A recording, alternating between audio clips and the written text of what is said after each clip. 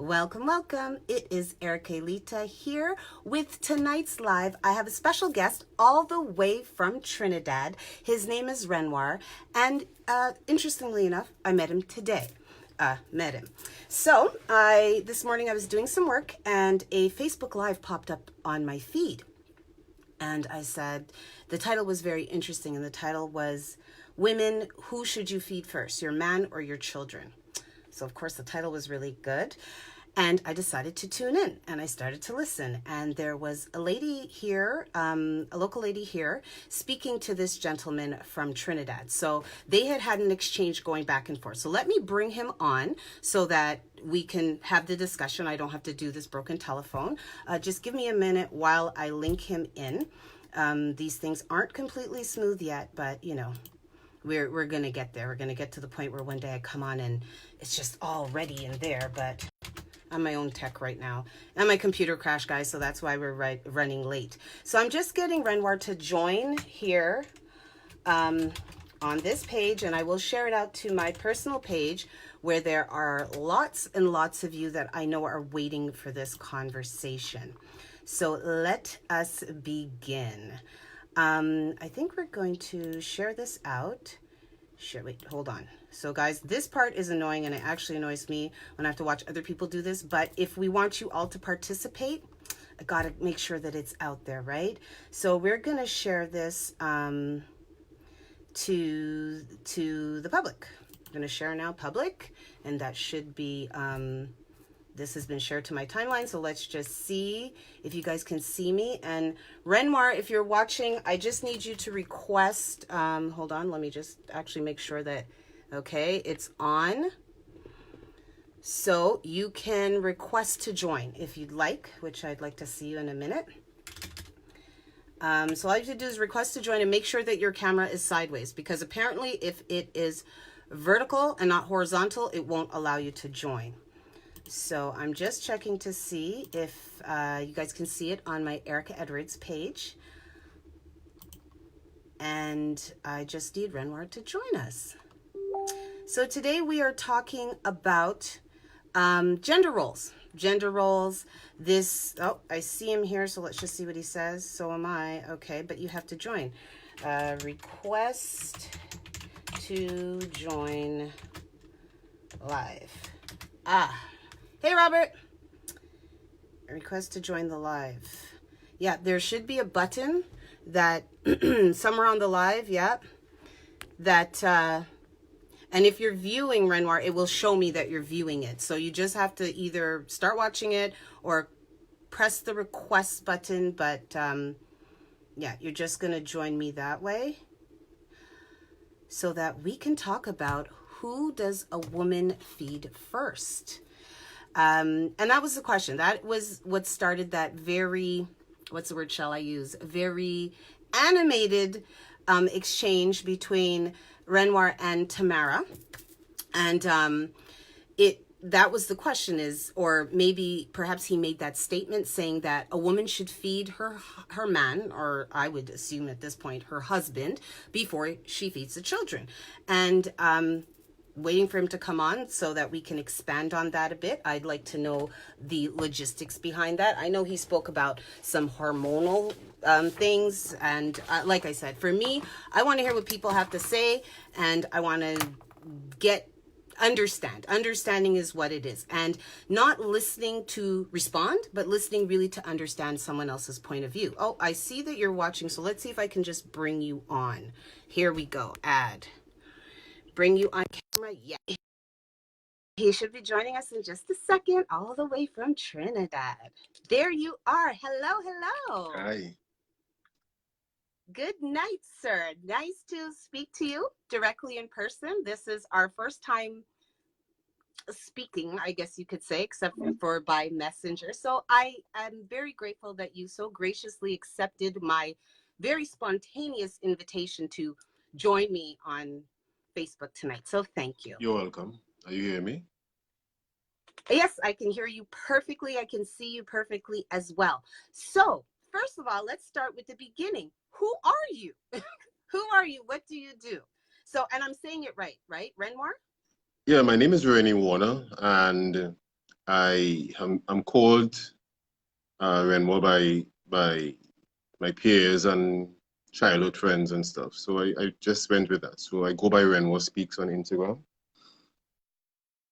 and Facebook. Mm-hmm. Okay, and RenWar, what is your specialty? What do you do? I am a business, relationship, and life coach. What happened? Okay. What happened? In my past, I was a very bad boy. So, Okay. and then I became a very good boy. Now, can you just expand a little bit on what you mean by a bad boy? I would say I was a, I would say I was what is known as the typical player type. Okay. And now you are a good boy, you say. And what would that be? What does that entail? No, I said from being a bad boy, I became a very good boy. Okay. And so what is a good boy? What would you say is the difference now? Well, I'm no longer a good boy either. Oh, okay.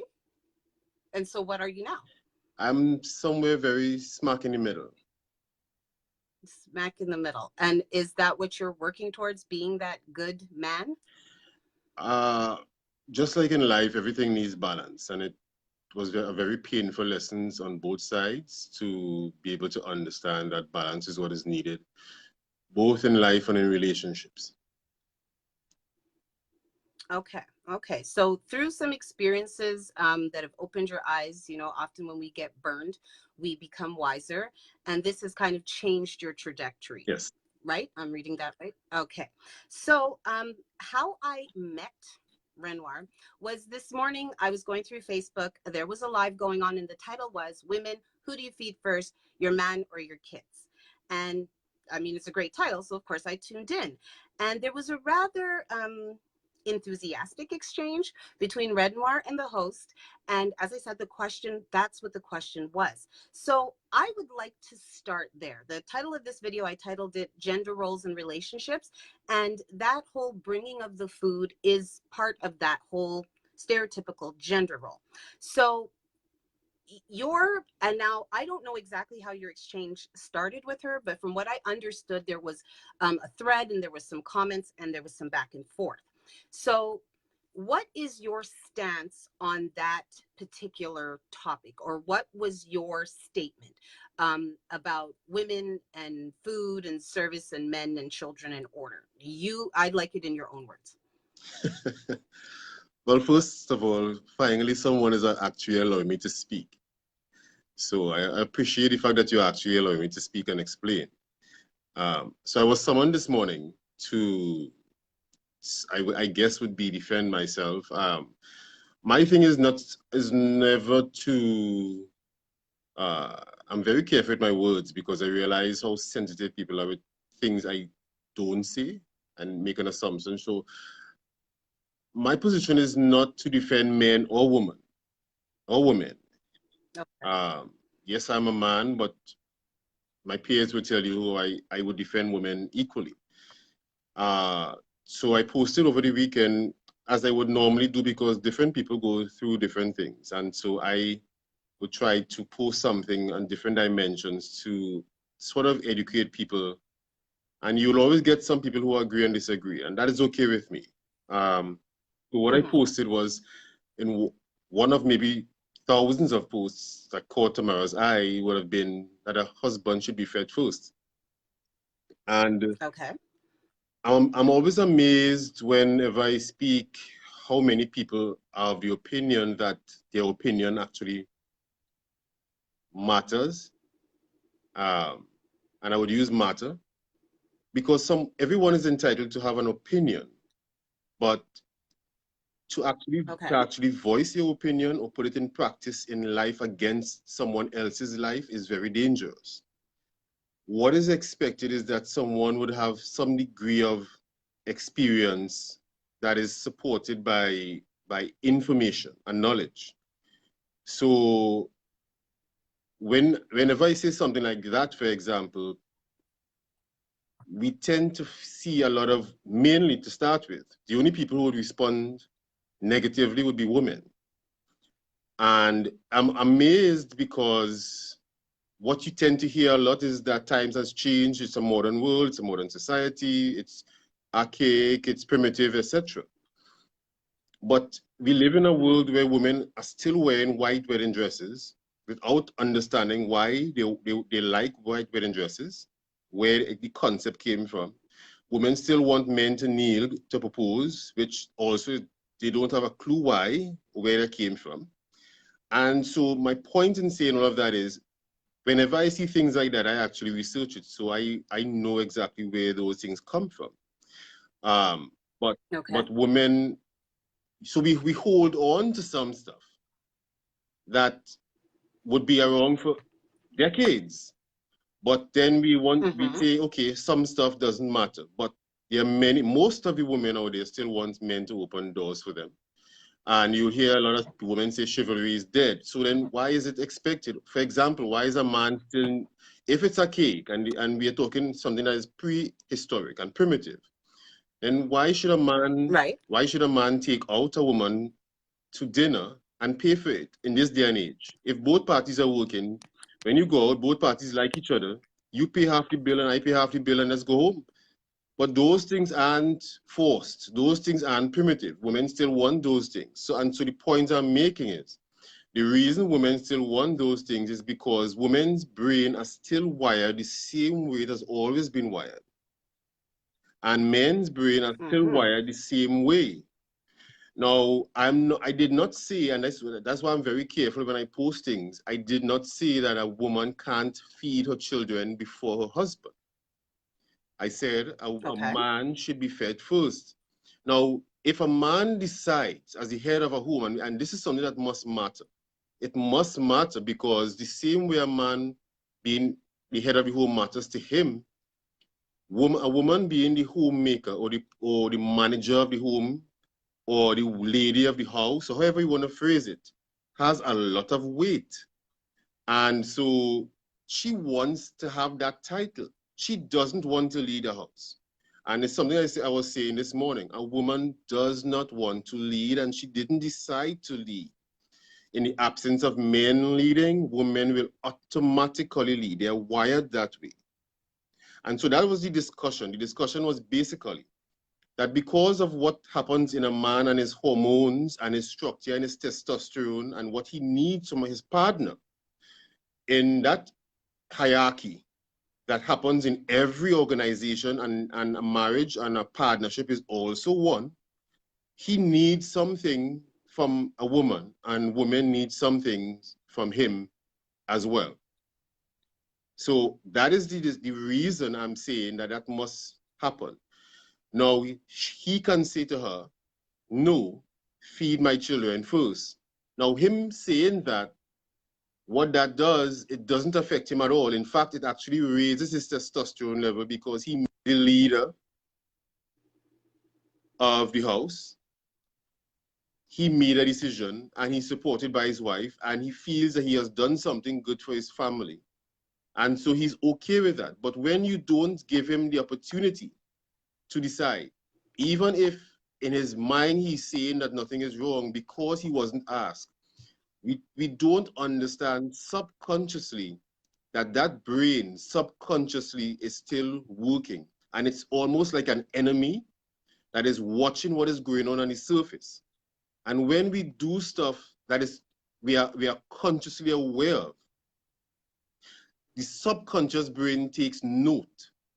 And over time, when you add and you add and you add stuff, you realize after a while the polarity of the relationship tends to disappear, both from a male or female standpoint.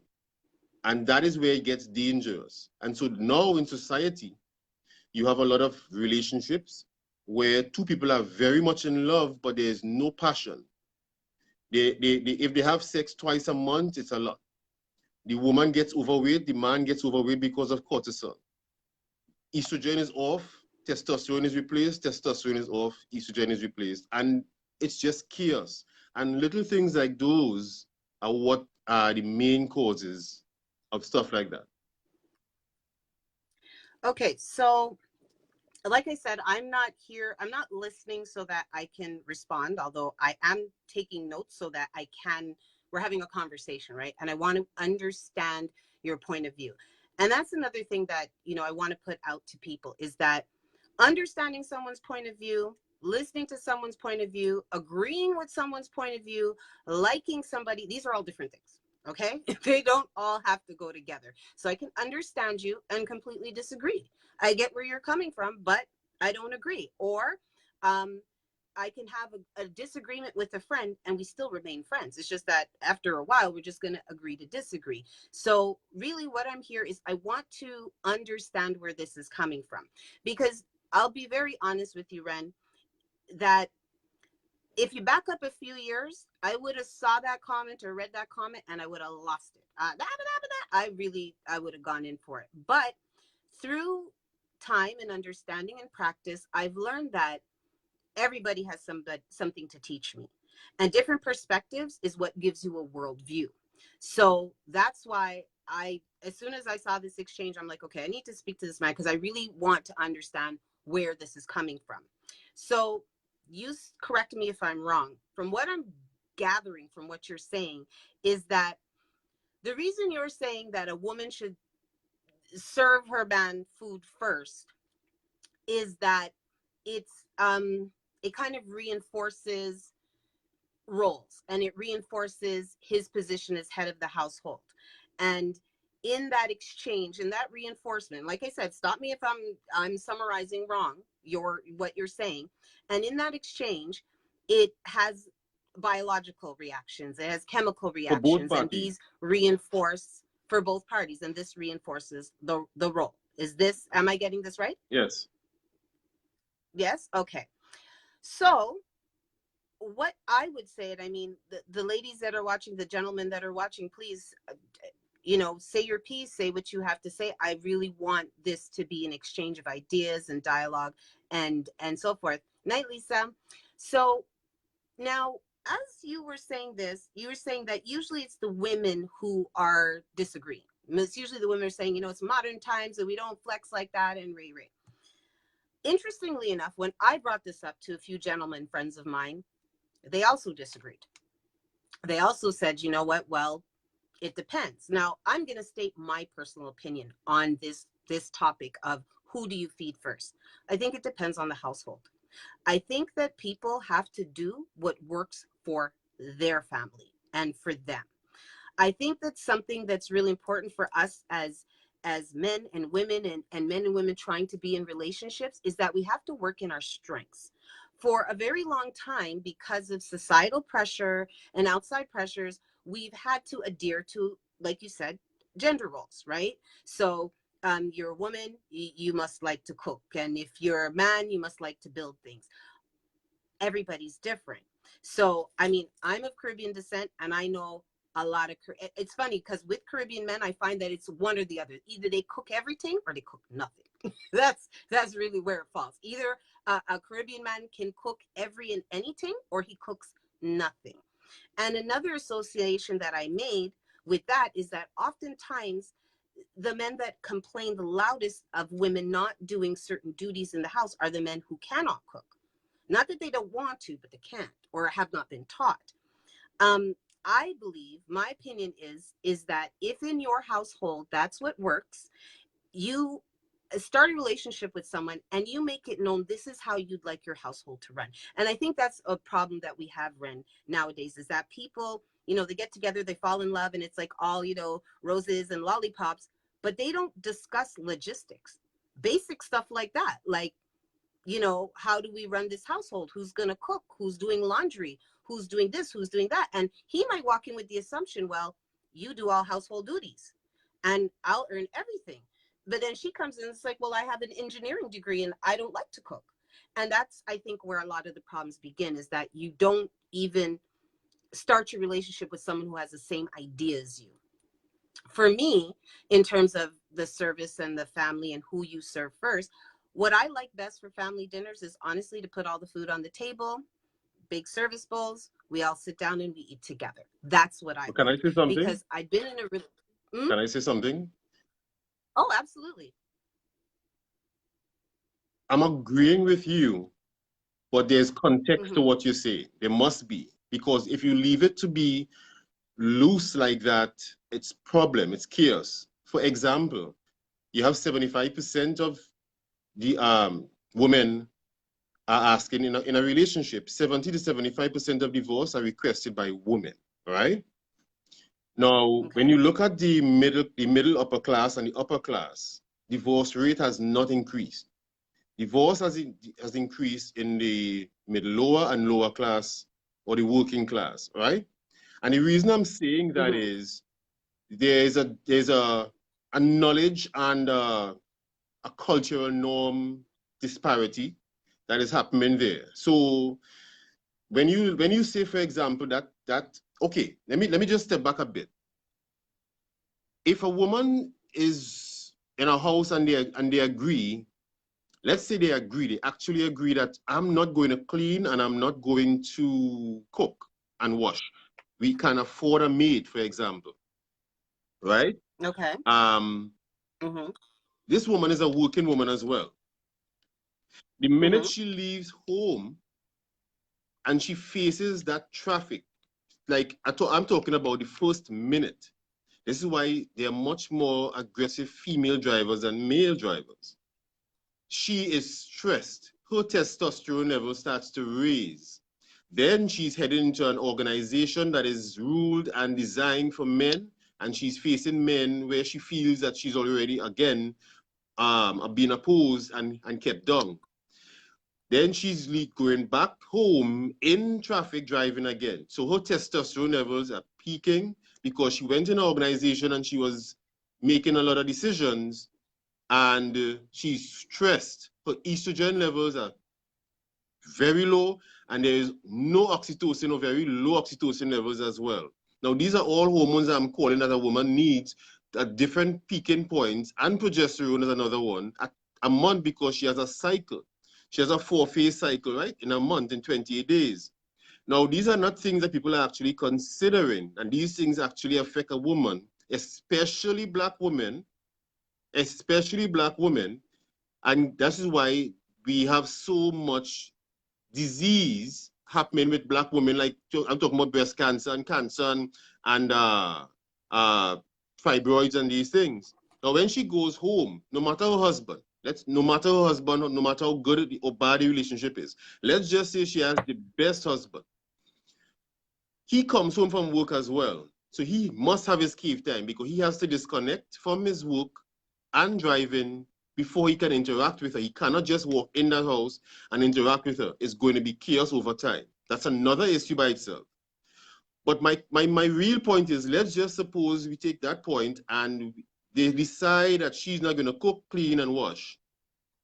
What is the trigger that is going to activate and normalize her hormones to get them back to be balanced, to remove that stress that she had all day long?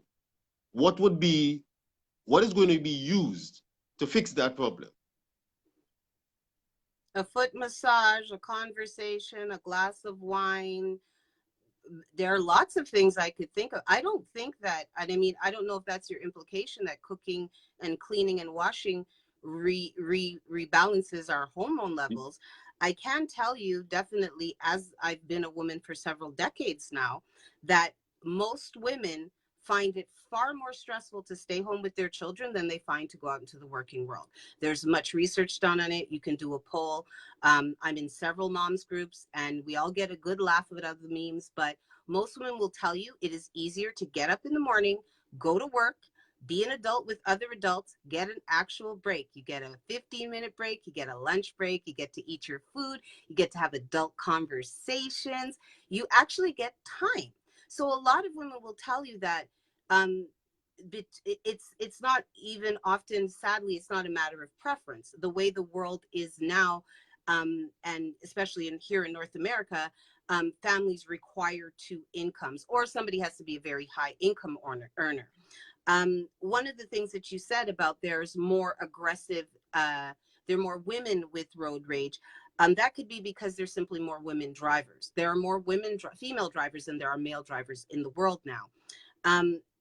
But Another thing that that's not what the research shows actually. Research just simply shows that women are simply stressed and they have no avenue to de-stress. And just like a male, for example, when a woman gets home from work, and that man goes in his mhm, cave, he comes out of the cave.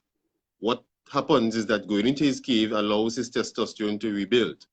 And when his testosterone he has rebuilt, is when he fire pressing is another hormone again now activates pair bonding, which causes him to want to be able to come to his woman. So a man could walk in a house, and I'm saying this because there are some people who will be listening who have actually experienced this and actually would be seeing it happening now. He walks home, he doesn't really mhm, want to talk to her, he doesn't even really want to look at her now. She's offended because there's a thing called gender blindness in society right now where we don't understand what each party actually needs. And so the woman now will tend to feel that something is wrong and she's starting to overthink, it's affecting her, and all he really needs is to disconnect. So you might want to walk the dog, play basketball, go to play soccer, watch a television show, have a beer. All of these are things that he uses to disconnect and get his testosterone levels back up. Now, when that happens, he would automatically know when his testosterone is back where it's supposed to be, he will come to the woman without her saying anything, and he's now affectionate. Now, that now is what is going to get her to de-stress. So the things you mentioned before, like a foot massage, etc., that's pair bonding activities. That is what raises oxytocin, but it doesn't raise estrogen. And so estrogen is based on a release of testosterone and estrogen will go up. So for example, she's going to be talking to him about her day or an issue that she's having. Now, and I'm sure you would have experienced this, a woman would be talking to him, a man that is, and he would butt in and he would want to say something. And it annoys women to no end because she just wants him to shut up and listen to what she's saying. She doesn't want his opinion. Most women have experienced that. And the mhm. reason he wants to butt in is because his brain is wired to fix problems. She just needs to purge. When she's purging, her testosterone level goes down, estrogen goes up.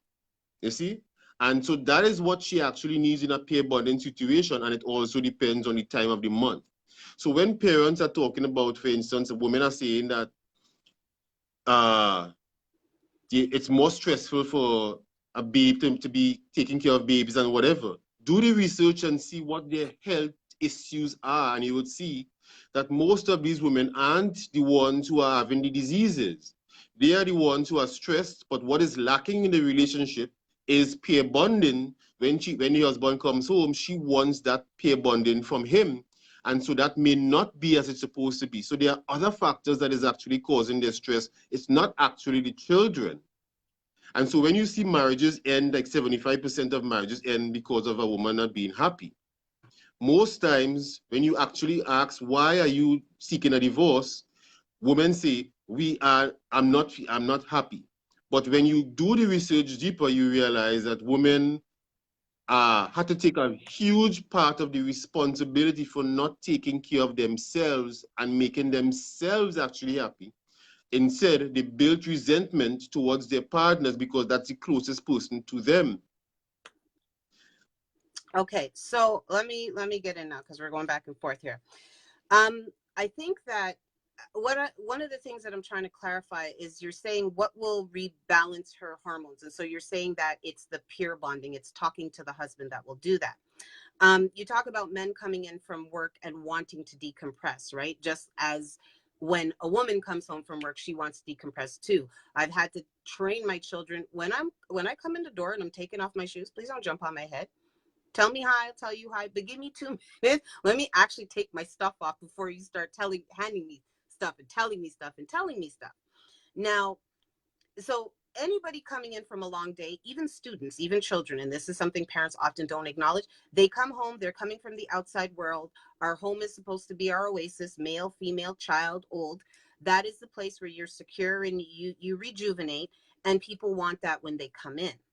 Now, one of the things with staying home all day with one or more small children is that you also want a break.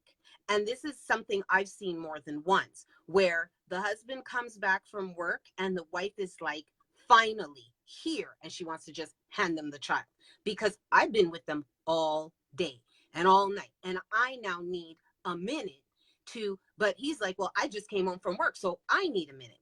I think that personality type too has a factor in this. I think that some couples are fortunate enough to decompress by being with one another. I think some couples, when they get home from work, they want to talk to one another. Maybe they chop vegetables in the kitchen, or they go in the garden, or they sit, or whatever. They could be alone or they could not. I think that has to do with personality type. But something that I also want considered, and it's something that an article I recently came upon, and it's how unnatural women, especially here in North America, and I would hope in the Caribbean it's a bit better than here, quite honestly. But women in North America are actually raising their children under very unnatural circumstances. It is not in our human nature for one woman to be in a house by herself with one or more children all day long. That's not how we traditionally raise our children. We often had extended family, either with us or nearby. So it was never one woman with one or more children all day. It was several women with one or more children all day, be it the grandmother, the aunties, the other women in the community that have children. And so women now are, the stress and how we're reacting to the situations, even in that quote unquote traditional role of staying home with our children, is very different because we are no longer raising them naturally, because we are buying these big houses far away from each other, and then we're alone all day. And that could also have something to do with why we're now helicopter parenting our children. And instead of actually letting them play, we're watching everything because we've become their playmates. So quite honestly, I can tell you there's an insanity to that, because I watched how, the other generation raised us, and really they fed us. They fed us and they educated us. And we played with each other. Now children play with their parent. Well, honestly, often their mom. So I think that, in that study of testosterone and cortisone and all those things, the unnaturalness of our current situations is something that really needs to be taken into account, because women usually did not raise their children without their mother's help, or their auntie's help, or their sister's help, or the neighbor's help, or the anything. This 24/7 parenting isn't how it's traditionally been done. As a matter of fact, women before actually had a lot more time to do other things, even though they had a lot more to do without the technology, without the automatic sweepers and so forth. But they had time because, listen, go down the street by Auntie so-and-so and I see you later. Go outside and play. I mean, in the summertime, we woke up, we were sent outside, we came back to be fed, and we went back outside. We weren't in our mother's face all day. So I think that because our society has changed so much structurally in so many ways, and we're moving more and more towards abnormal living as opposed to the original living, I think that's a problem. But I have to say, Ren, that the points that you've made, what you've said, do I agree with all of them? No. Do I agree with some of them? Absolutely. What you said earlier about some women, they want to really hold on to some traditional values, and then they're totally modern in the other. That balance doesn't it doesn't work. It often just doesn't work. And I watched one of your videos, and you said something that I thought was very interesting, and I wanted to bring it up. And your video entitled uh, alpha females versus or masculine females. So I had to click on that. And I clicked on it and I started listening, and I found it interesting. Now, I know, again, the Erica that existed a few years ago would have immediately been like, what's this dude talking about? But I listened to you, and I tried to understand what you were saying. And I have to say, Ren, I agree with you. There's a statement, and I will tag you in it later, Ren, where I made a Facebook post, and I said, I don't need no man is the war cry of the wounded. And what was very interesting to me when I posted that, I expected a lot of women to come for me, and it didn't happen. A lot of them agreed with me. And one friend, a very smart lady, Tara, if you're watching, from my hometown, she was like, well, no, you could be independent and you could really just not need a man. And I said, well, do you run around yelling that And she thought about it. She said, no. I said, no, it's not something that somebody who's okay and balanced and really okay in themselves, and they're just single at the time, or it might be a choice, it might be situations. They don't run around going, I don't need no man. They don't do that. If somebody were to ask them about their situation, they'll be like, no, I'm okay on my own. Or, I don't need I would love to have someone, but I don't need someone. Or they may even be more honest and say, I'm not ready, or that's not what I want. But that particular set of words together like that, I don't need no man, I've never heard it say pleasantly. And I am one of those women. So you said in that video about alpha versus masculine women, is that, if a woman says to you, I'm independent, that's a red flag. That right there, you're about to probably be in some problems with her. And again, like I said, usually that would have been such a trigger. And I've been like, what's he saying?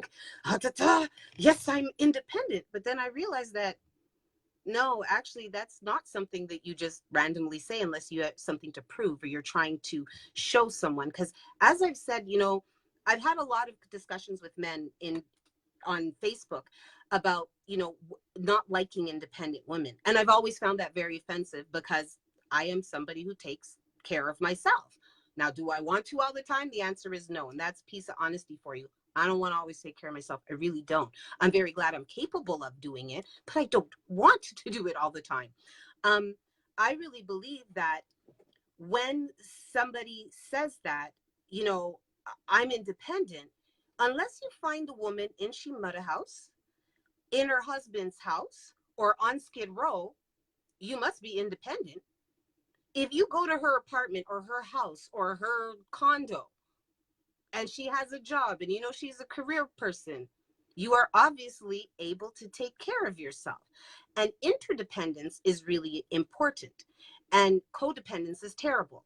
I think independence is great, but be open to interdependence. But you said something that I do want to challenge you on. And you said something about, and I don't want to misquote you, so you jump right in. But you said something about, women need interdependence, but men don't really need interdependence. Is that what you said? Is that what you meant? And if it is, can you explain that to me? Sure. No, I'm listening to you, and what happened to you is, you see, there's just so much. What happened to you in short is that you were once very masculine. I would agree with know. that. I think so. I think, and very masculine in terms of my attitude, because as you can see, I do not look masculine, but I think that in terms of my attitude, I was, and that's because I was very defensive. And I was trying very hard to protect myself. I felt that, I was my own savior. I am my own salvation. And you know what? What's interesting in what you're saying is that I realize as I've been learning a lot about feminine energy and stuff. Like, it's very interesting. There's a lady I follow on Facebook, and at first I thought she was absolutely batshit crazy, and now I'm kind of like, she might be onto something with feminine energy. Now, a man, to me, a man that is my equal and is my match, he is not intimidated or put off by my intelligence, because I don't try to use it against him. Some of the most masculine men I know are the men who don't admit what they don't know, admit their fears. They're very expressive. They tell you that hurt my feelings. I don't like that. Those are some of the most masculine men I know. Those are alpha. Those are alpha males because they are expressive. They are honest. They are true. They are themselves. And so I've met men where, I'm speaking and I speak as myself. I'm really not trying to show off. And they stop me and they're like, Erica, what's that word? Like, what does that mean? And I'll tell it to them and we keep going. And they are not bristled by it. They're not, what are you trying to use big words for? Why are you showing off on me? No, they're just like, babe, what's that? Where do you find these words? Babe, what does that mean? I tell them, oh, this is what it means. And they're good and we keep going. And there's no conflict there. They appreciate the great things about me. They don't try to dumb them down. But as you said, in reflection now, looking back, I've been a single mom for a really long time. I had my first child very young. So I went into this mode from right then. Like, it was Did you me grow and up her with your against the father? world. No, That's why, you see? not at So all. you And see? all of these things now, and trust me, these are things that I factored in as well. And a lot of them years ago, I would have claimed as bullshit, like, daddy syndrome and all of that. But no, one of the things, sometimes the adults and the people in our lives, what they teach us, sorry, 1 second. Good night, sweetheart. I love you. Oh, he's going to come kiss me anyways. Okay, bye-bye. Good night. One of the things I realized is that, as I got older, I did not know day to day how a man behaved. I did not know. All women. I didn't Women. know. You didn't know? Because You didn't know men I or didn't women see behave. it because of the exchange wasn't there. And what I was realizing is in my relationships, the whole thing was like super brand new to me. And sometimes, don't get me wrong, there are really crappy dads out there. Even if they're present, they live in the house for 50 years, you're born and live and die with them, and they're not good parents. They are literally just like placeholders. They're just there. But he can even teach you what you don't want. A bad father can teach you, okay, you know what? I watched that, and that there is not the move. So even sometimes, it's not that they teach you what to do, they may teach you what not to do, but the bottom line is there's a teaching there. There's some kind of teaching there. So it's interesting. And again, like I said, a few years ago, if you said I used to be a masculine woman, I'd be probably on a plane to Trinidad trying to fight you. And that probably wouldn't be a good idea. I seen your arms is probably not a good idea. But now I accept that and I understand that, because I really do feel for many years I was operating in that energy, but as a way to get through. I didn't feel protected. I didn't feel like I had anybody but me. And now it's not just protecting myself, but I have smaller people to protect. So my energy is going to be more aggressive because you need not to mess with me. But now, understanding that I am covered and I am protected, and even if it is through good male friends, like you may end up being a great male ally that I have, a good male friend, and years from now I'll be like, I known Ren for years and this and that. And I know, even though our relationship is platonic and we've never had anything, you're a man in my realm that will protect me. So I no longer feel the need that I got to protect myself, because be they business partners or friends or whatever, I know that the men around me, until I have my man, will protect me. So I agree with you there when you said that about the alpha and the masculine female. I found it very interesting, because I was like, oh, I agree with you. I had no expectation to agree with you, quite honestly. The thing is, okay, so before I say this, you asked a question, so let me answer, because we're talking about relationships, right? And I'm reading out of one of the best books I've seen that explains this, which is Mars versus Venus. And it says 12 male and female characteristics. Okay, so I'm just going to list them out, and you're going to see and feel and hear. On the male side and female side, the male is independent. The female is interdependent. And so if we were to go biblical, we would see it was said that the desires would be to a man. All right? So a woman is interdependent. In other words, a man needs a woman to get his testosterone up because he needs to feel accepted. And a woman needs a man to get her estrogen up because she needs to feel respected. And so when she feels respected, she tells herself that's love. And when he feels accepted, he says that's respect. And that's why we have always heard that the man needs respect and the woman needs love. Because what they actually get, or what we actually give each other, is received differently. All right? So hold on 1 second. Keep talking. I have to put back up my backdrop. It fell. So just keep going, hon. I'm listening.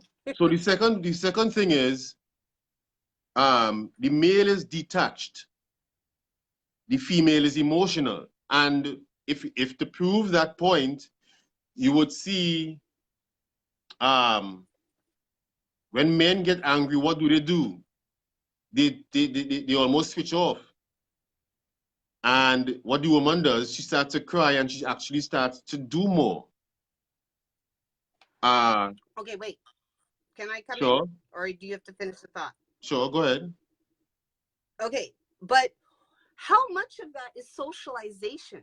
It's I feel I have two sons. I have one daughter and two sons. And I feel that a lot of the way men express themselves and the way that they behave, it's all in socialization. I mean, from a young age, we tell our it's so ridiculous to look at a 5-year-old and tell him, be a man. He's 5. He can't be a man. He's a 5-year-old boy. We don't encourage our sons to express things. I find that, especially, again, I could speak from where I am. We encourage our sons to express anger only. I don't think that we could do this tonight. Like you said, if you said that you would be willing to come back, so we might have to do male toxicity another time because we'll be here for hours. There's no such thing either. I'll just say it outright. Well, that's why we got to come back to this, or we can be here all night, Ren. But the fact that we train our sons to only express anger, and when they express other things at a small age, they are suppressed, and so a lot of times they don't articulate their feelings.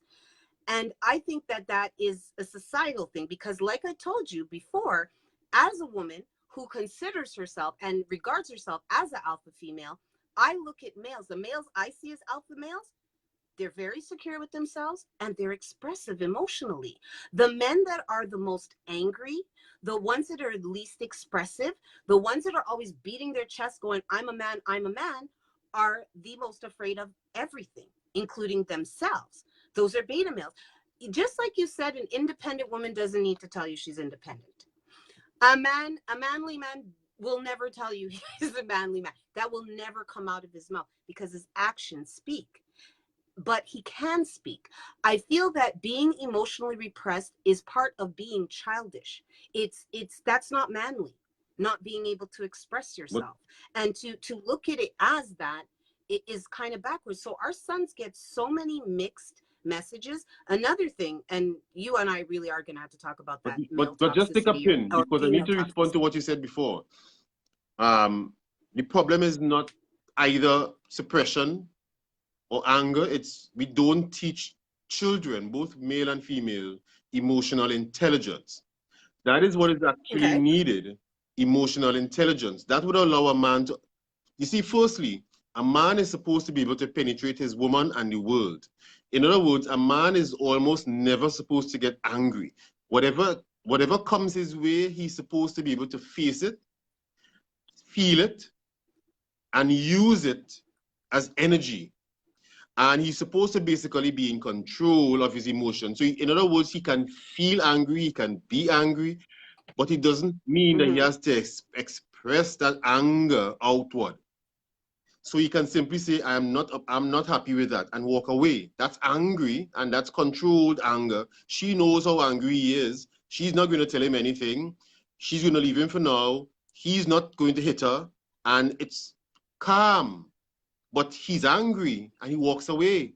Now, that is not taught because emotional intelligence is not taught. And so today, for example, I saw a nice video. It looked very cute. A father is vacuuming the floor and his 3-year-old, maybe 4, is vacuuming next to him also. It looked very cute. It even looked as though a father is doing a fantastic job with his son, and they were having bonding, right? But that is also very dangerous, you see? Because while they are peer bonding, he's a guy, he's a boy. What he's doing there is not one of the tools, for example, that is going to raise his testosterone. So what is actually being trained there is he's going to be a young guy who likes to clean a house. And while that might be good, a woman is not going to fully respect him, and he is not going to get his testosterone up by cleaning a house. So while it might be okay to do, it's not something that's going to help him in life as a man. Well, there I've got a complete disagree. Because again of the difference in structure in society. I have found every adult male I found on his own with a clean house. That's panty dropping, okay? When I come over to your house and your place is clean, yeah, I want to stay.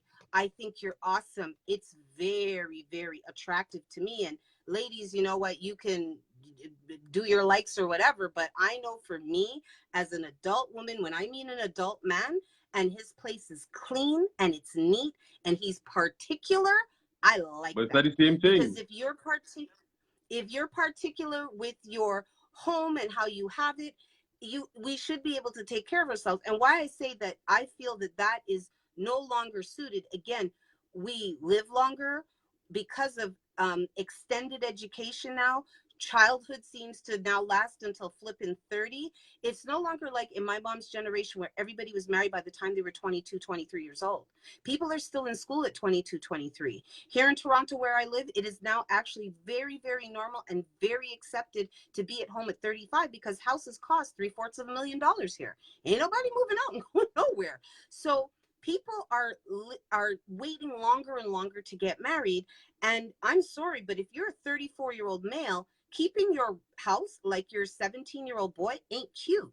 And again, as a Caribbean culture, I see boys trained from a young age to be able to mind themselves. But that's not what I'm talking A lot about, of though. mothers will.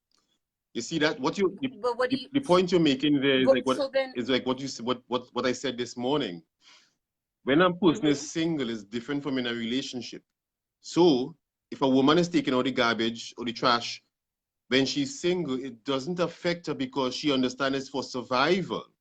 But we are talking about Right. relationships. When that person enters a relationship and roles, the mind automatically is guarded by the subconscious and a host of over 150 hormones and dopamine.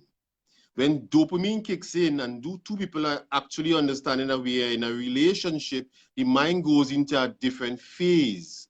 And one goes in where it wants to be protected, and the other goes in where it needs to be the protector.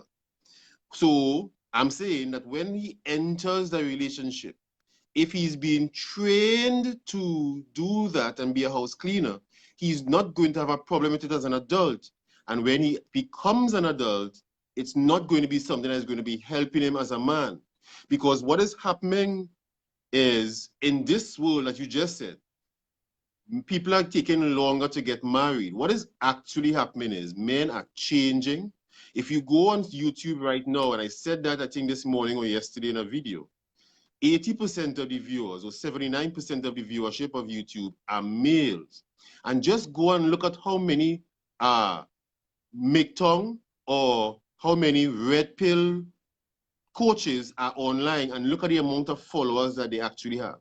What is happening is men are sort of creating an army to assault. And so men are changing. And so what is going to happen just now is the dynamics that, or the upper hand that women have right now, where only for a short period, men are going to date women, get them pregnant, even marry them, and leave them at a period and find someone younger because men are no longer saying that we have to love women. We have to use women because women are using us and they're doing to us what they want. That's what is actually happening right now. And it's happening very sneaky and very quietly, and nobody is really talking about it until it actually creates a big backlash. So But what do you mean that women are using men? What does that mean? what happens with women in society today is women sort of choose accomplishments and success, almost like they're saying it's our time now, and men are not pleased with that of how women are treating them. In other words, men don't know what their roles are in the house, and in a relationship, they're starving. There are very few real alpha males out there. So what you're left with is beta alpha, beta beta, and alpha beta. That's the three categories remaining. There are four categories for each pair. And so the guys who are beta alphas going down the list are now trying to assault And they're starting very young, 15 years old. They're on YouTube looking at these things because women are hurting them and they're coming back to lash. Just look at the comments, look at the amount of viewers and followers these guys have. So what I'm saying... Well, that kind of sounds like the incels. Robert, I think you're still here. You need to type out what you said to me earlier. Type it all out. Stick it in the comments so I could read it. But it sounds to me like you're talking a bit about the incels, and I don't know if you heard over there, but we had an incident here in Toronto, I think it was last year or the year before, where somebody who's a self-declared incel, and that's involuntarily celibate, drove through downtown and killed innocent people looking for the Chads and Stacys of the world. Now, again, you're right. The world is changing. But what's very interesting to me, Robert, you better start typing or I'm going to have to find it and then just type it myself. What is interesting to me is that, you see, that's the thing, is that I feel that the fragility of the male ego is really the issue here, that their ego is no longer being catered to as they are traditionally used to, and that is the problem. But again, women are saying, okay, why is it that my success makes you feel less than? And this is what I was just saying to you a little earlier, the men that I've known that have been secure and strong in themselves have never been intimidated by the fact that I'm intelligent. I've had men say to me, not enough in my opinion, they're like, what in the world is intimidating about you? I stand 5'2", you know, but I've heard time and time again, over and over, you're so intimidating. You're so intimidating. This is without me even saying anything. So for me, the fact that my success or my comfort with myself now makes you uncomfortable, that speaks to me to a greater issue. Robert, I get what he's saying too. And that's what's interesting, Ren, is that I think that you and I can have some pretty good discussions, because even though we sit kind of on different sides of the fence, I think we both understand what each other is saying and we agree on certain points. But I think that, and you know what, I'm going to be honest, I don't know what men should do. I really don't. You don't know what? I feel that I do not know what men should do. I can't answer. Well, then, do you know? But the question I would ask you is: do you know why men are not being as successful as women in the world or school? Why are men not being as successful as women in, you mean education wise?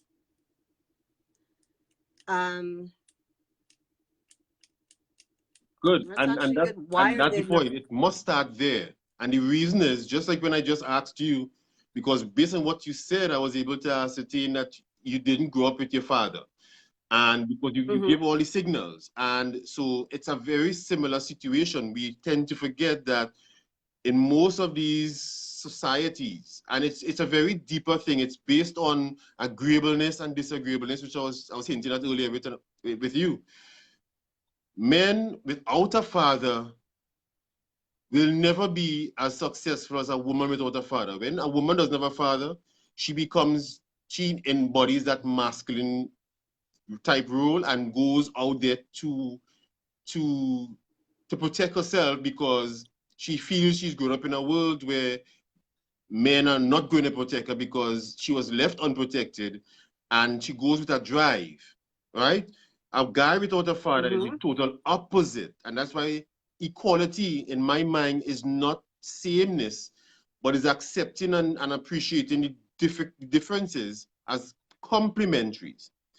When a man doesn't have a father, he loses motivation to do anything and succeed. And that is why 95% of the people are in prison, or 90% are men, because they're growing up without a father in a house is much more significant, and many will disagree, than a woman not being in the house, right? If a woman is not there, a girl child can still cling to that father and understand what type of man she should look for and still be very successful and solid. Most of the women out there that are affected and tattooed up and are stripper, and whatever it is, whatever the professions are, and the issues and addicts are women who did not have fathers' love and understanding and support. Likewise, most of the men who are in prison. And so what women are not understanding is this world is designed to destroy men. And when that happens, it's destroying women as an extension of it.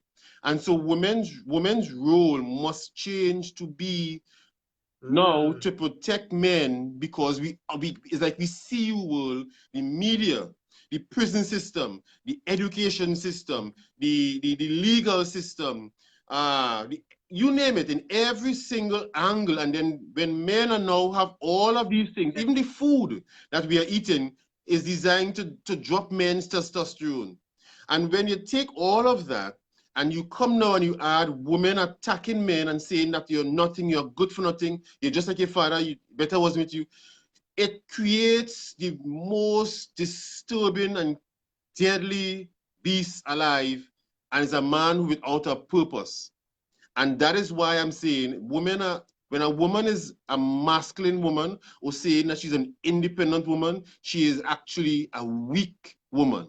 A woman's strength is not in being independent, because a woman is not designed to be independent. A woman's strength is understanding that I am the enabler and the expander and the nurturer, because a woman was not designed to only nurture children. It's the children, her partner, her house, the world.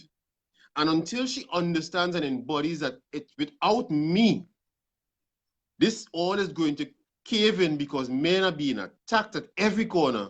Let's hold our men up. And that is not what is happening. Instead, women are taking the mantle and saying, it's like, it's our time now. And you know, it almost comes to men like that's how they're actually feeling. Okay, so Ren, I don't know if you saw when I was applauding for you, but that thing you said, because you asked a great question, and Brian said that's a really good question. Why is it that women are excelling academically and so forth? You know, because one, I mean, the gates were open for them, but then you see this disproportionate amount in terms of education, graduation, so forth and so on. And when you ask the question, I really have to think about it and say, you know what? I never even thought about why are they excelling? And what you said to me makes a lot of sense. I mean, this is the first time I'm hearing it. It's the first time it's occurring to me. I will be thinking about it a lot more, but it makes a lot of sense. Now, Tamara, where can I see comments without messing up our live? Tamara said this was not the post. We did start off talking about, you know, serving the man and so forth, but I think that in this discussion, that was kind of a point or an example to a bigger point.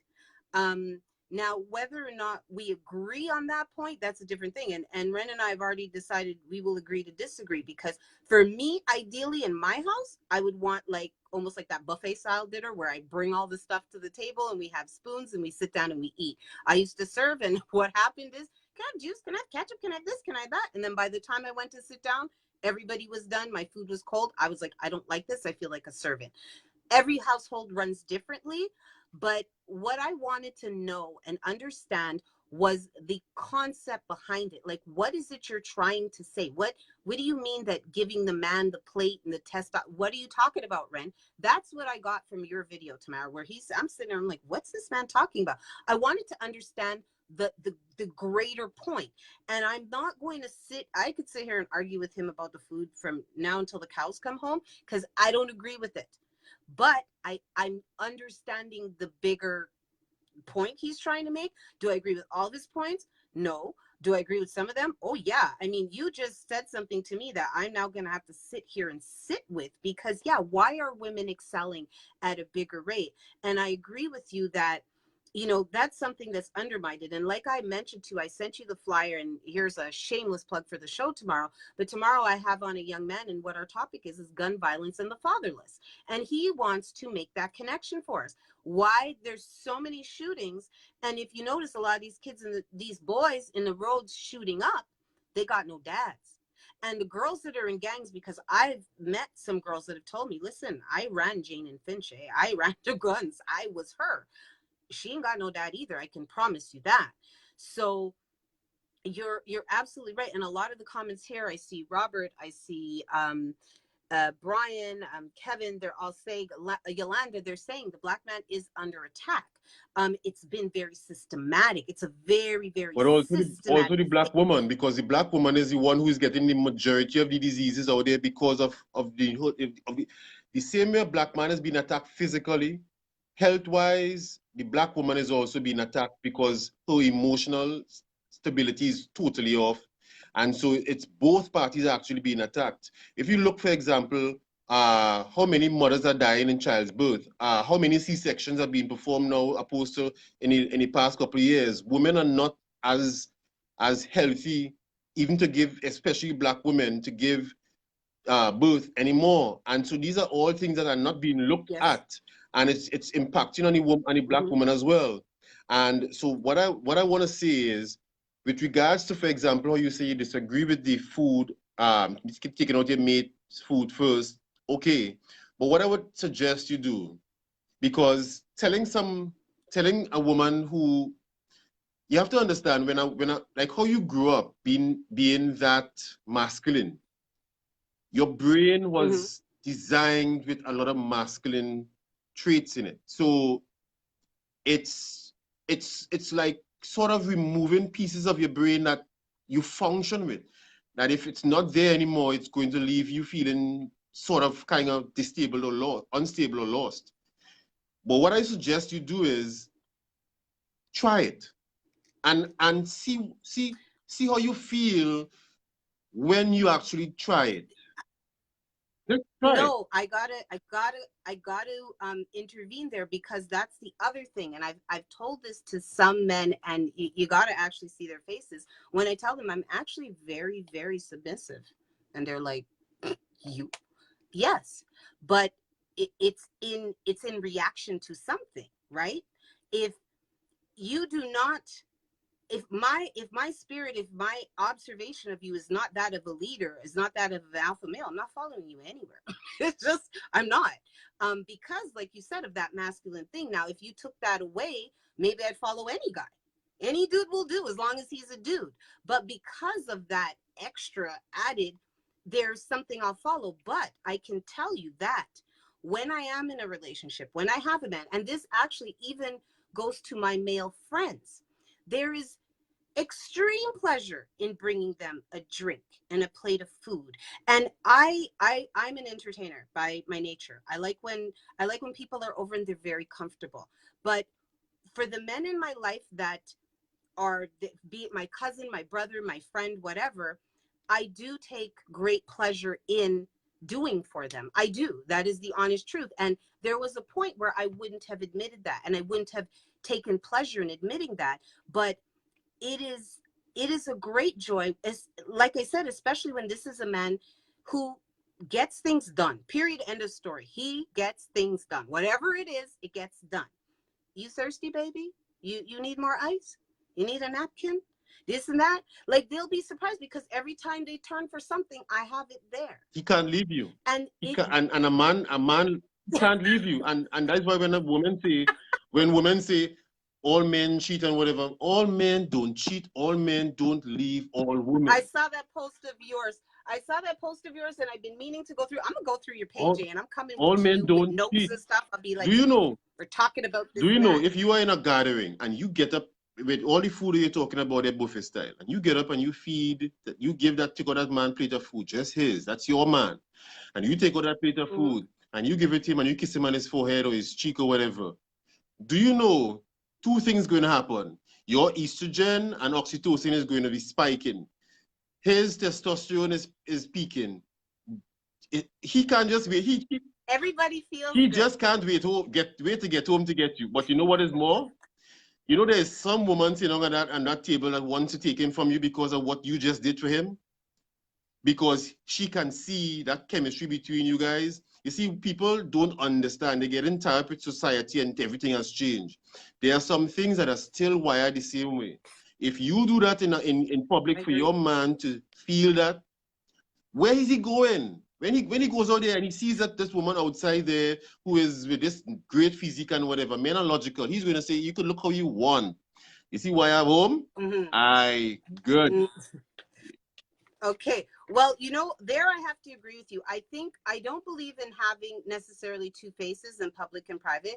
I want us to be loving at home and loving in public. I mean, we don't have to go crazy with PDAs, but you said something, and I just think of all the gatherings I've been to over the years, and that's something you see is you see the women, they go, they fix their man's plate, they bring it to him or whatever, and that is exactly how I was raised, I was taught, and that's what you do. I mean, we would be out, and often I'd fix my brother's plate and think nothing of it because that's just what I would do. There is an imbalance, and there is some things that I would agree with you on that some people, they're not understanding the basics of. For example, you and I were dating. Let's say we're dating. We go out. You forgot your wallet at home, right? And it comes time to pay, and you're like, babe, my wallet's at home or it's in the car or whatever. I'm not going to be like, it's okay, I got it, I'll pay for it, don't worry, babe. No, I'm going to slide you my card under the table because I know that, and when I was younger, I used to think it was just so stupid. I'm like, men are just so dumb. Their egos are so frail and they're so fragile, and you got to do all these stupid little things to cater to them. And what I realized is, yeah, you do, and you should, if that's what this is what you want. And instead of emasculating you and making you feel a way in public and feel bad, I'm going to slide my card under the table. I'm going to slide you the cash under the table. I'm going to sit there and just look like, my man paid for it. These are the little things that, to me, keep the balance. And everybody's different. Some people have completely different relationships. We're not here to tell you what to do. I'm not here to tell you what to do. He's not here to tell you what to do. We're just telling you our opinions, our views, how we're looking at things. And these are the discussions that start to make people understand each other. Even if I don't agree with you, I want to understand where the hell you're coming from. Where is this coming from? Why do you feel this way? And I know as a woman, like I have several aunts, but I have one aunt that lives near me and she's like my superhero. And this aunt is, hilariously enough, she is crazy, quote unquote, independent. This woman has done every and anything you can imagine, conquered it all. And she is hyper feminine. Okay. She told me once about her man, and they went somewhere and he tried to like make her get in a car herself. And she was like, dude, don't ever do that again. You open my door. Because when we're out, there's certain things I do. And she's also talking about how people look at it. Don't make me look like some common chick that you make get into the car yourself. And the man's thinking, don't make me look like you don't care for me or take care of me. Now, we all have different ways we interpret this. He may be speaking to you on a more traditional level. I may be speaking to something that doesn't speak to you at all. But again, it's for conversation. So now when you hear in a thread or in a live a man talking about something like this, or a woman talking like something like this, there might be some information in it there for you. But honestly, Ren, that part about why women are excelling educationally and why men are, and anybody out there that's watching this and has more research or has more links, please put them up. I would really like to know, because it is true. Even though girls in many countries, they've only now been quote unquote released into the fields and they're only now starting to be able to penetrate, you do see that more, especially in the United States, more Black women graduate. There's more Black women with degrees. There's more of that. And there is a connection to that father that's not there. I appreciate you, Ren. I really do. I appreciate you. You said something before. You said something when we were messaging before we did this live, and you said, because of the way you look and because of the way you sound, people often automatically think you're misogenic. Misogenic, is that how you pronounce it, guys? Please don't make me embarrass myself. But you don't like women, and you're against women.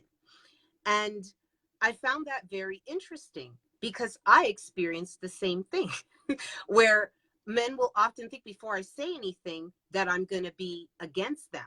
But you have no bigger cheerleader for men, especially Black men, than me. When I hear people talking about, all this or all that or deadbeats and that, yeah, you know what? There's some true deadbeats out there. I know some firsthand. Do you know how many outstanding fathers I know? Outstanding fathers.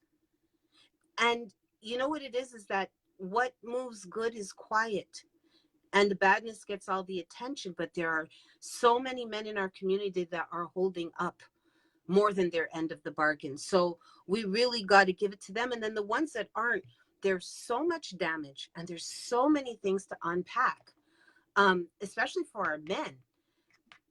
It's phenomenal. And I agree with you that I think it's far more impactful for a young man not to have his father than for a young woman. Um, I think that in some ways, though, in terms of relationship wise, both of them never learned from anywhere how to behave. They don't have a good example of what a caring relationship is like. That's general. That's One. almost in every scenario, because I spoke to people up to today, and many people don't think that they need to get information from anywhere. However, I grew up and feel and experience is what actually works. And I say, okay. And then what comes out of that is you hear people say men aren't good or women aren't good. It's not that men aren't good or women aren't good. You aren't good. You are the one who didn't know what to look for. Because, for example, when I remember dating a very amazing woman. And the first question I asked her is, who are you? And she laughed and she said, what kind of stupid question is that? And I'm like, what do you mean? She said, it's a stupid question. Like, who asks people that? I say, I do. Because if you know who you are, then you know who you are not. And if you know who you're not, then you know what you don't want in a relationship. I remember dating a girl, and I went to meet her mother, and the first thing the mother told me is, you like my daughter lazy, and she can't cook. And and those are huge red flags, and I saw them as nothing. Oh my God. I mean, and then those exact issues came back to haunt the relationship. So you know what I mean? And so people, you don't know, That's terrible. you know. Why did she do that though? Like, was the mother really just trying to tell you get out? Basically, the mother was basically warning me, like, my daughter is lazy, and the woman is a magnificent in physique, and I'm like, I saw what I wanted, so whatever you tell me doesn't matter. And those are the reasons why the relationship ended, because she was lazy. So I should have listened to what the mother said and run. So, and Oh these are wow. these things in relationships where I realize how deadly and detrimental I was to relationships. I knew what I want in a relationship, and I said, in order to find it, I need to know how to be a 1% type of man, how to be a superior man to what is out there. So when you see me, you engage Yes. with me, you talk to me. So now women are very careful and very, I'm lost for words, but women are intimidated. That's the word I'm trying to find by me, because knowing what I do, they feel that when they start to talk to me, I'm psychoanalyzing them. Probably I am, but I'm not knowingly doing it. But if you know that this is the man that you like, then do better. Before I came on the show, a woman added me on Instagram, and she said, my daughter told me to ask, how can she find a good man? Because they're very hard to find. I said to her, I say, your daughter's problem is not finding a good man. Your daughter needs to be a good woman. And if she studies and tries to make herself a good woman, both physically, spiritually, mentally, then she doesn't have to look for any man. That man is going to find her. It's not her job to find a man. So for some reason as well, what I've realized is that a lot of women, and I'm not against women, I'm upset with women because I think women are representing themselves being strong and they're actually very weak. Because moving away from your core and moving away from your element of what is the embodiment of a woman, and how a woman have a lot of power. And no woman right now I'm seeing in society really demonstrates the power of a woman with regards to a man. The only woman I've seen come close in recent time is Michelle Obama. I knew you were gonna say You that. understand? And she has never talked bad about Obama. She never tried to upstage him. We know that Michelle was half the president of the United States of America for the 8 years, but she never put her husband at her level, or try to show equal or anything, she has a lot of power. She has, well, you know, there's something someone said to me once, and I thought it was actually a man who said this. At one point, I was going to get married, and what I did is I went to married couples who'd been together for a long time, and I asked them, can you give me advice? Can you tell me what to do? And I went to many different couples, people who had been married for several years and appeared to be happy, because we never know what really goes on behind closed doors. But I went to people who appeared to be happy with one another. One older couple, I was speaking to them. I spoke to them together and apart. And what the man said to me is, he's sitting at the table and his wife was walking by. And he said to me, he said, I am the head of my household. And I think he even banged the table or something, put down a cup. And then he stopped and he took a sip. He said, but my wife is the neck, and the neck turns the head. You understand? Beautiful. So, and I thought that was really powerful, because he's saying, I'm the head of the household. And he, you know, did the whole, I'm the head of the household. And she leaves him with that. Sure, dude, be the head, be in charge, whatever, but I'm the neck. And you're not really going to do anything until there's the permission from me, and it comes very quietly. And when you know how to wield your power quietly, with very little influence, it's kind of like the mommy look. You know, when your kids are outside and they acting the fool and you just look at them and they know exactly what you said. She's going to try to kill me when we get home. I really need to stop. This isn't working.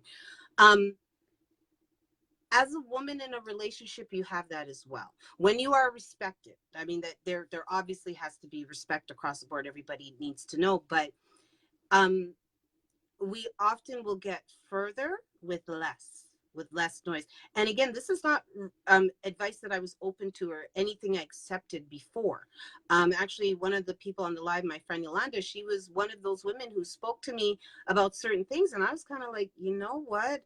At first that sounded kind of like punkish and like I was giving up and giving in. But now I'm realizing that what she's saying is making sense.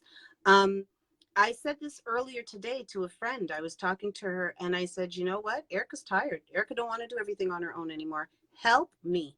Knock yourself out. Come and help me. Everybody help. And that's the truth. And for so long, I was like, I can do this. I could do this on my own. I'm going to be okay. I could do. Man, that's masculine. Yeah, I don't even want to do it. You know what? I don't want to. Yeah, open the door. Yeah, get that for me. And the thing is that please understand that I know within myself, I always can. I actually like putting up blinds and I know how to paint and all of those things. And just because I meet somebody wonderful tomorrow, if that's not his thing, I'm not going to be mad. I'm really, really not. But there needs to be things that are his thing. It's not giving up of power. It's the sharing of.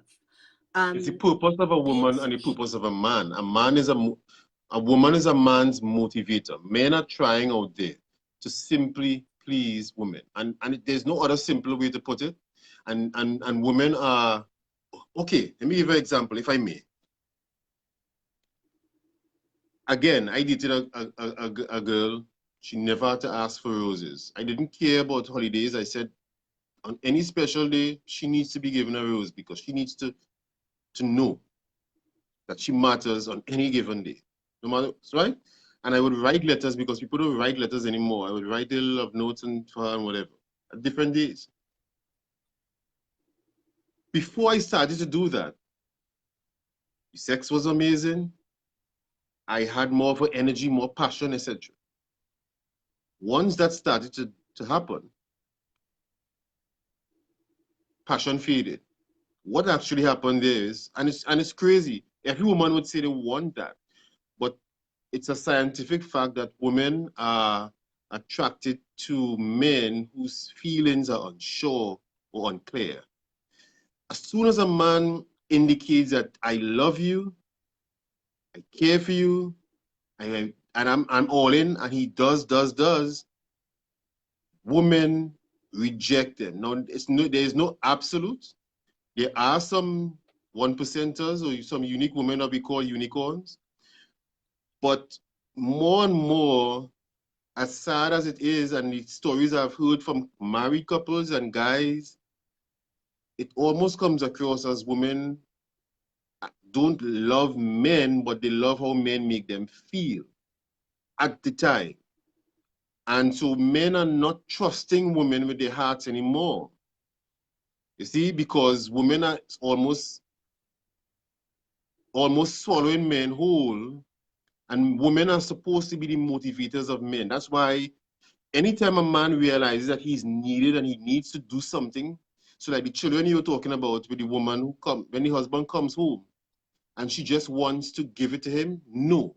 She needs to see him come home, give him time to go in his cave, which is about 15 minutes. It might be hard. And when he goes into that cave and he gets his release, he is coming out like a bat out of hell to take care of those children, pamper her, and do whatever. A man, what motivates a man is when he feels needed by a woman. And women must understand that they have so much power because men are just here to really and truly serve them. But instead of allowing men to do that, women attack men. So the purpose of a woman is really to be sort of a cheerleader for a man on his purpose and keep letting him know, you can do it, I'm here with you, we are going to do this together, you are the greatest, I love you. This is all a man needs from a woman. But they don't get that. You see? Okay, Ren, honestly, I think you and I have some more lives to do because in what you said, you had me at 100%, you had me at 0%, you had me at 50. So I agree with some, I disagreed with others and so forth, but I do understand where you're coming from. And I'm so glad that you came on tonight because that's what I wanted to know is like, do I just not get this? And you said something about, you know, women don't understand their power, that men are there to serve them. And that lady that I was telling you I follow on Facebook, that's kind of her message. And so many people are outraged by it. But she's like, no, sweetheart, be a goddess, walk in your power, and trust me, he's going to do what you need him to do because that's what he's designed to do. He's just going to do for you. And, you know, stop. One of the first posts that she did that really got me, she was like, you guys keep trying to prove yourself to men. That's not your job. Just be there. And I was like, what kind of madness is this? And then I really looked back and I analyzed my relationships. And, you know, I'm going up there with like a resume. I'm like, this is me. I could do this. I've accomplished this. I've accomplished this. I did that. Little did I know, I'm like, basically, I've done it already. It's finished. It's over. Hi. You thirsty? Yep. That's my job. I don't really have much else to do because as a good woman, and that's the thing also too, some women think you just got to be a woman. You just got to be, you know, female. No, it's being a good woman. It's being a purposeful woman. It's truly walking in your power. It is being, you know, all the cliches, I could drop them all for you right now. It's being a queen. It's doing this, all these things. But there's a lot that goes with it. It's just not being there, just showing up. I'm here. This is it. You know, I think we have so much to unpack. I think that especially as Black men, Black women, and this goes to white men, white women, whoever's watching, in relationships, we have a lot to unpack. So many things have changed. Things get garbled. They get warped. Some people reach back for tradition. Some people are like, no, we're modern. But I do think that there are things that are hardwired into us, whether it's nature or nurture, it's still hardwired. I catch myself saying things to my son that I have to take back because it's just so hardwired in me, but I know better. So when you know better, like one of your posts say, it's time for you to do better, right? And I think that's what we're all here trying to do. And that's why I invited Ren tonight. And that's why I hope you tuned in, is because you want to hear a different point of view, a different opinion, a different way of looking at things that you might kind of start to understand might be actually the way you look at things, or maybe a way you could look at things. So honestly, Ren, I think that I really want to go back to the toxic masculinity with you. So we should make a date, because Ren says, so this is good what this next one's going to be about. Ren says no such a thing. There's none. Never existed. See, just like what there's nothing like an independent woman. Right. So she he can says be there's no financially toxic independent, masculinity. but she can be financially independent. See, but as an individual embodiment of a woman, There's no such thing. Well, I agree with you on that, but I also agree that no man is an island either. People need people. Yeah. Maybe we manifest it differently, but I agree with you that no human being is truly independent. It'll make you crazy. It doesn't work like that. And I am an introvert. Newsflash, I'm an introvert. As much as you see me here and I'm talking to this and that, people think that introvert and extrovert is how social you are. It's where your joy is sourced. That's what that really is about. No one's fully an introvert, no one's fully an extrovert. Usually it's a scale. And my joy is sourced from within myself. So I need quiet time. I need to be away from people. I love people. I love talking to people. But you'll see that after a big event, I will kind of disappear because I need to resource my joy. People use all these buzzwords, all these different trendy words, and not understand what they mean. And I really like the idea of the research. And guys, anybody out there with the science behind why girls are excelling at huge rates compared to boys. And then what Ren brought up, I would love to see more of that because I thought that was really interesting and that was some great food for thought. But Ren, we are at our hour and a half that you promised me I could have. So I thank you. It's been very interesting talking to you, and I really do hope to do this again. Continue your good work. I see that you have a group. What's the name of the group again? Motivating men. The Facebook group? Motivating men and the women that love them. Okay, so motivating men and the women that love them. I did add a few of my male friends to that group. There's also another man that I really do suggest you follow, Demikos Chambers, a young American man, really, really championing out there for men to get themselves together. A big proponent of marriage. He is not married. Proponent means no, big. He's an activist for it. He really thinks that men need to get their stuff together. You know, you play a bit, and as Ren said, you know what, I was a player, and usually you get older and you realize that's really not the way. And the men who don't, they're some of the saddest living 50 and 60-year-olds that you want to see, because when they've played a whole bunch of people and they're always playing games, what they have left behind them are tons of broken relationships and nothing to reach back for. So it's not about being single at any age, but what have you left? What is the trail you've left behind you? And how long have you done that? So I think that's something really important to look at. I'm all about the positivity. I love to see people out here encouraging other people to do better, to be better, to look inside of themselves. So again, Ren, I thank you. I thank you for championing for men and being a voice for men, because men need it. They're not heard enough. They really aren't. If we want to know what they're thinking, we got to listen to them. I'm equally trying to champion for women as well, and I'll tell you why. Because I think both parties are equally as lost, and they're just lost from two totally different sides of the equation, and you need to just bring them back to the middle. If there's anybody out there, if I may, that wants to see some of the videos I've done in the last maybe 3 months, you can just go on YouTube, and it's Created from Chaos. YouTube, that's my YouTube name, Created from Chaos. Just go there and you can just pick any video when you have time and look at them and just see the type of discussions that I am having. So I do have 5 videos a week. Some of the topics I also want to look at maybe in the future we can talk about would be gender equality, because that is totally misleading. That's something that we need to really ventilate and discuss, and we'll see how. And then we need to look at the single successful woman, because there are a lot of women who are doing very well in business, want a relationship, and it's not happening. And yeah, they don't know why. Exactly. Trust me, I know tons. Yeah, so I want to discuss with them to have that discussion with them as well, to help them understand before it's too late, because most times it's actually when they realize where they went wrong, it's too late.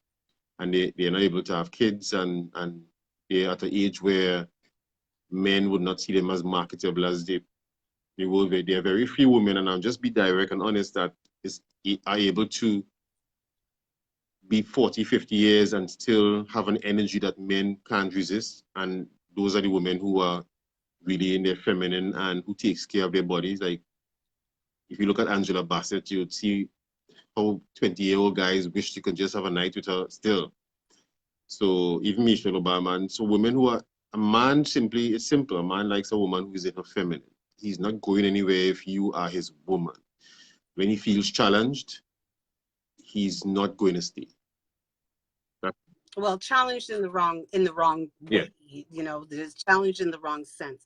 So you know what? I really that's a lot of food for thought, and I thank you for that. It's a lot of food for thought. Like I said, it's not like, you know, 100% both way. Oh yeah, we're all. But you know what? I really appreciate a different view. I appreciate a different opinion, and especially when it's thoughtful. You're just not talking out his ass. Like, he's obviously thought about it. So what I'd like you to do, Ren, if you could drop your link for your YouTube in the comments of this video, just so they don't have to search for it.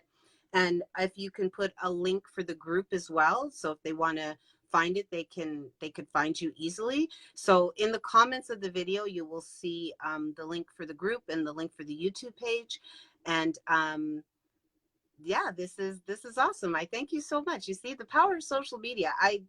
What is this? It's been 12 hours since I've known you. It's been like whole 12 hours since I met him. And I'm very pleased to say I think I found a great alliance. So thank you for sharing your thoughts and your opinions and your ideas. And I do invite you back to join me again. We could have another discussion. I'd love to see some of the questions that come up from this, some of the comments, and perhaps we could address them. But the male toxicity and the gender equality is something I think we could really speak about together and have different points of view. So I thank you, Ren. I thank you. And I'm very proud of myself because I kept it in the 90-minute zone. Yes. So I did it. So thank you very much. And you have a wonderful evening. Enjoy the heat. And is it mango season? I'm a season, so I'm not feeling any heat. Okay. So enjoy, and I will speak to you again soon. Thank you so much. Goodbye, everyone. Bye.